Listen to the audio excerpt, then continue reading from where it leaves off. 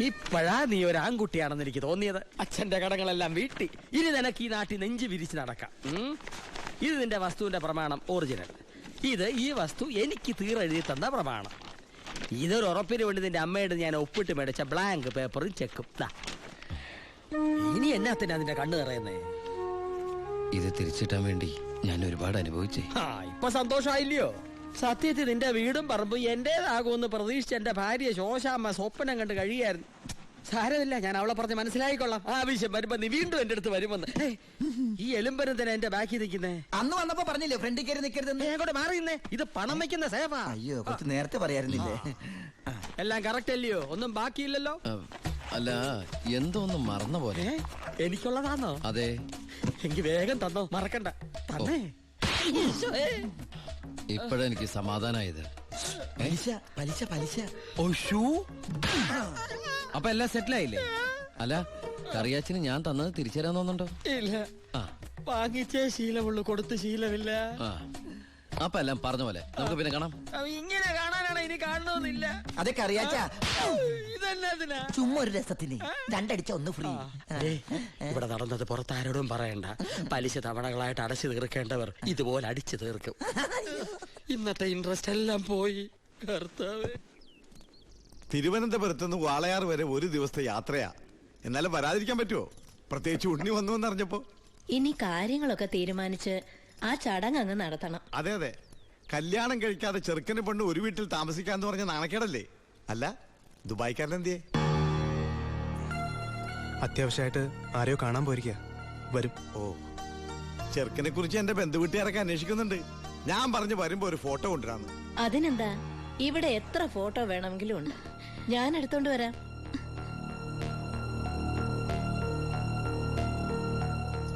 അമ്മേ, ഫോട്ടോ ഒന്നും കൊടുത്തു വിടണ്ടമ്മേ. അതെന്താ? ചെറിയമ്മ ഓരോ കുറ്റവും കുറവൊക്കെ പറഞ്ഞു തുടങ്ങിയ. ഓഹോ, എങ്കി വേണ്ട, കൊടുക്കണ്ട. എന്റെ ഉണ്ണിയന്റെ ഫോട്ടോ. ഇത് പരമശിവല്ലേ? പരമശിവോ? ഇതെന്റെ ഉണ്ണിയേട്ടനാ. 4 കൊല്ലം സെൻട്രൽ ജയിലിൽ കിടന്ന പരമശിവത്തെ എനിക്കറിയില്ലേ? വെറുതെ അല്ല 10 കാശ് സീതനം വേണ്ടെന്ന് പറഞ്ഞ് ഗോപിയെ പിടിച്ചവിടെ നിർത്തിയത്. കൊലയാളിക്ക് വേറെ ആര് പെണ്ണു കൊടുക്കാനാ? ഇത് ദിവാകരൻ ഉദ്ദേശിക്കുന്ന ആളല്ല. അതെ, വീട്ടിൽ കയറി വന്ന് എന്റെ ഉണ്ണിയെ കുറിച്ച് അനാവശ്യം പറഞ്ഞാലുണ്ടല്ലോ. തർക്കിക്കണ്ടമ്മേ. ശരിയാ മോനെ. ദുബായിന്നും പറഞ്ഞ് നമ്മളെയൊക്കെ പറഞ്ഞ് പറ്റിക്കായിരുന്നമ്മേ ഏട്ടൻ. അയ്യോ,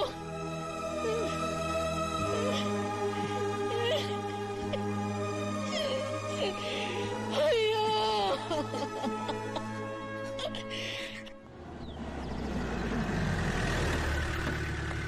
അമ്മേ, അമ്മേ, ഇതെടുക്ക. ആ കറിയാച്ചിന് കൊടുക്കാനുള്ള കാശ് മുഴുവൻ ഞാൻ കൊടുത്തു തീർത്തമ്മേ. ഇനി എന്റെ അമ്മയുടെ പേരിൽ ഒരു ബാധ്യതയില്ല. ദാ നമ്മുടെ തറവാടിന്റെ ആധാരം കണ്ട. എന്താ ഭാരതിയമ്മയ്ക്ക് സന്തോഷായില്ലേ? നീയാണോടാ പരമശിവം?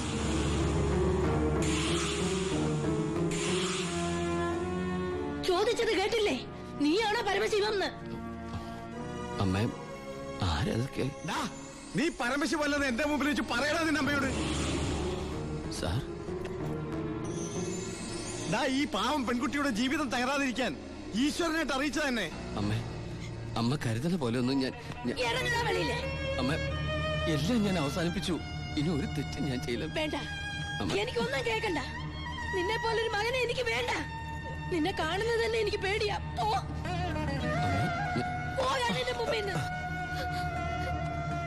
ഗോപിയെ, എടുക്കടി നിന്റെ ബാഗ് സാധനമൊക്കെ. നിങ്ങളൊക്കെ കൂടി നശിപ്പിച്ചത് ഈ പെൺകുട്ടിയുടെ ജീവിത. ഇനി ആര് കെട്ടുള്ളേ? അവള് വരുന്നില്ല. ഗോപിക എന്റെ മോനെ കൊണ്ട് കെട്ടിച്ചോളാമെന്നാണ് ഞാൻ നിങ്ങളോട് വാക്ക് പറഞ്ഞത്. അത് തന്നെ നടക്കും. എനിക്ക് ആ മക്കള് 2. അമ്മേ,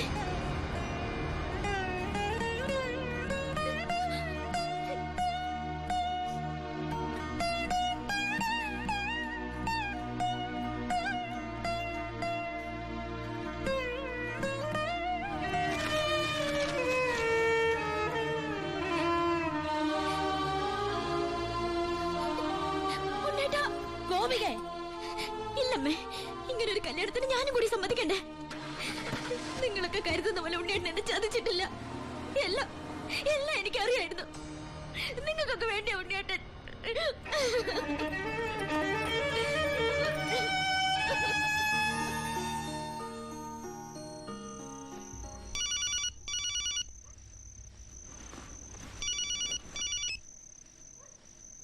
ഹലോ ശിവ, ഞാനാടാ ഭായി. ആ എന്താ ബായ്? എനിക്ക് അത്യാവശ്യമായിട്ട് നിന്നെ ഒന്ന് കാണണം. ഞാൻ ഗസ്റ്റ് ഹൗസിലുണ്ട്. ആ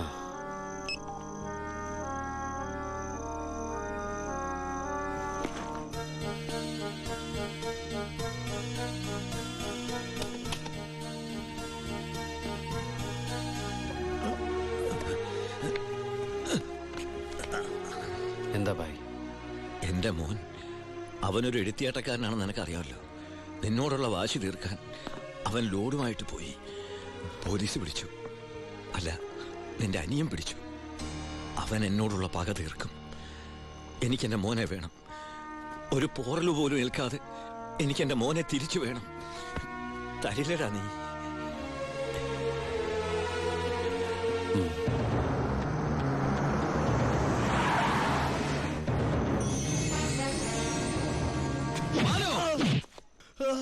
തൊട്ടുപോരുന്നവനെ. എന്നോടുള്ള പക നിനക്ക് നേരിട്ട് തീർക്കാം. പുറത്ത് കിടക്കുന്ന ലോറിയിലോട് എന്റേതാ. വണ്ടി ഓടിച്ചത് ഞാനാ. എവിടെ വേണമെങ്കിലും എഴുതി ഒപ്പിട്ട് തരാം. പരമശിവത്തിന് സെന്റിമെന്റ്സോ?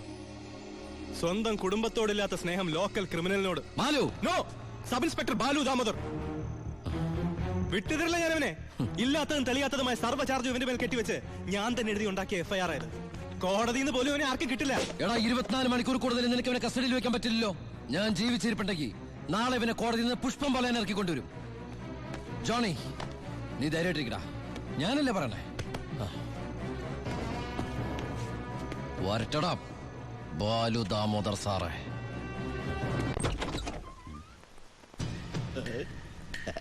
എന്താ അവർക്ക് പാതിരാത്രിയില്? നമ്മളൊക്കെ രാത്രിയിലെ യാത്രക്കാരല്ലോടാവേ. ആ മോള് പോയി കിടന്നു, ഞങ്ങള് അല്പം സംസാരിക്കണേ. ഒരു ഗോൾഡൻ ചാൻസ് ഒത്തു വന്നിട്ട് എന്നതാടാവേ എന്നെ ഒന്നും അറിയിക്കാതിരുന്നേ. ആ ഭായിയുടെ മോനെ നിങ്ങളുടെ SI പിടിച്ച് അകത്തിട്ട കാര്യം അപ്പനെ പറയുന്നേ. കൊറേ കാലമായി ആ പരമശിവന്റെ തല കയറി നിന്ന് ഇറങ്ങാൻ തുടങ്ങിയിട്ട്. സാറ് വിചാരിച്ച നമുക്ക് നാളത്തെ പത്രത്തിൽ ഒരു സന്തോഷ വാർത്ത വായിക്കാം. പോലീസ് മർദ്ദനം, പ്രതി കൊല്ലപ്പെട്ടു, SIക്ക് സസ്പെൻഷൻ. പിന്നെ ആ SI ഭായി ജീവനോടെ വെച്ചേക്കൂ? ഇല്ല. SIക്ക് എന്തെങ്കിലും പറ്റിയാൽ ആ പരമശിവൻ ഭായി ജീവനോടെ വെച്ചേക്കൂ? ഇല്ല. എല്ലാം താൻ വിചാരിച്ചാലേ നടക്കൂ. പോലീസ് കസ്റ്റഡി കിടക്കുന്ന പ്രതിയെ നടക്കില്ല അവർക്ക്. നടക്കും. എടാ പൊന്നുമോനെ, ഒന്ന് പറഞ്ഞു വിടാവേ.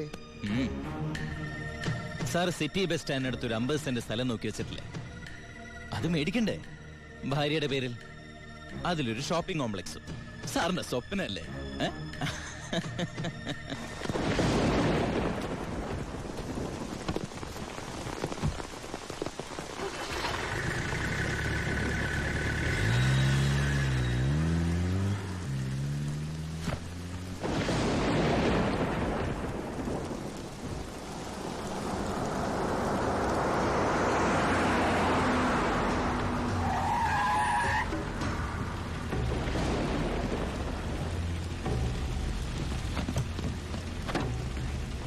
എന്തായാലും SI സാർ ഇപ്പോഴാ വീട്ടിലേക്ക് പോയത്. സാർ പറഞ്ഞതുപോലെ പോലീസുകാരെയൊക്കെ നൈറ്റ് ഡ്യൂട്ടിക്ക് അയച്ചു. ഇയാള് അവൻ നമ്മുടെ ആളാ.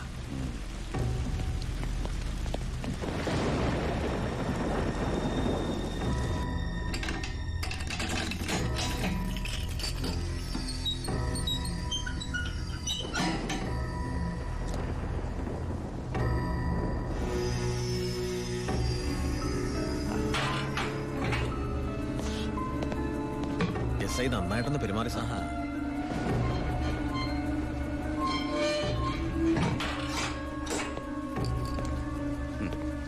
ഈ പരുവത്തിൽ നീ ഇനി ജീവിച്ചിരുന്നിട്ട് എന്താ കാര്യം?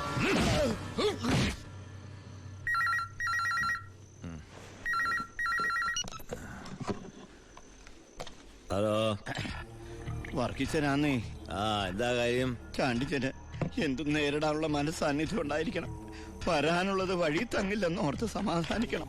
താൻ വളച്ചിട്ടില്ലാതെ കാര്യം പറയണോ? യോ, ചാണ്ടിയുടെ മോൻ പോലീസ് ലോക്കപ്പിൽ. ലോക്കപ്പിൽ? പരമശിവത്തിന്റെ അനിയൻ വ്യക്തി വൈരാഗ്യം കൊണ്ട് തല്ലിക്കൊന്നാന്നാ കേട്ട്.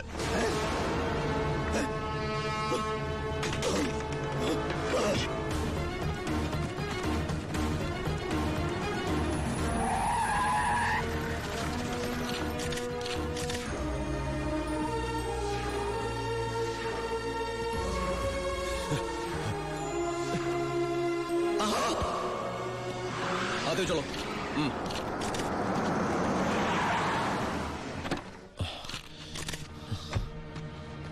ബായ് ഒരു പോറല് പോലും ഏൽപ്പിക്കാതെ എന്റെ മോനെ നീ കൊണ്ടുവന്നല്ലോ. ബായ്